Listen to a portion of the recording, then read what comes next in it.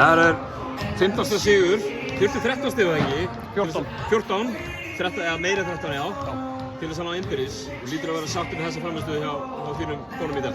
Já, mjög, sérstaklega varnarlega. Sóknarlega var svolítið fatt á okkur svona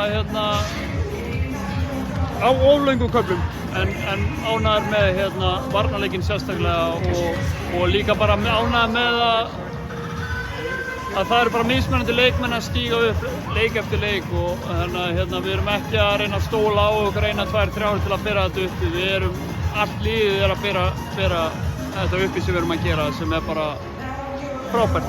Rosalega hátt orkustig sem þetta Keflavíkurlið spila með sérstaklega varnarlega og þegar það er dett í gírið þar þá er svo hinliðin verður bara hrædd.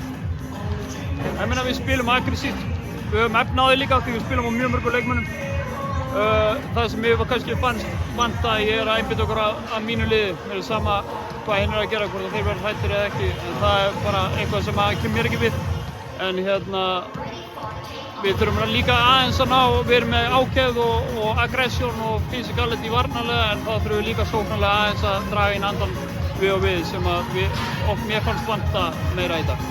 Stór leikur sem þið klárið í kvöld, ég meina það eru 3 árið fyrir eftir og alltaf þið farið langleiðina með deildarmeistaratitilinn með þessum sigri eða ekki? Já, ég meina þetta er stórt skref og við vissum að þetta væri stór leikur, vissum að það væri mikið undir og mjög ánægður með karakterinn í liðinu að spila eins og við spilum í dag með svona mikið undir og já, bara mjög sátt.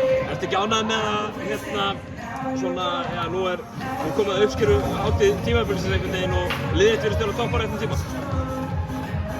Topparéttum tíma, já, það er búið að tala við okkur að við séum búin að spila síðan í október eins og play-offs-lið eða hvað það er en við erum bara að einbeita okkur að vera betri með hverjum leiknum í gegnum allt tímabilið og það er það sem mér finnst við vera að gera. Við erum að breyta eins til líka sem var alltaf planið.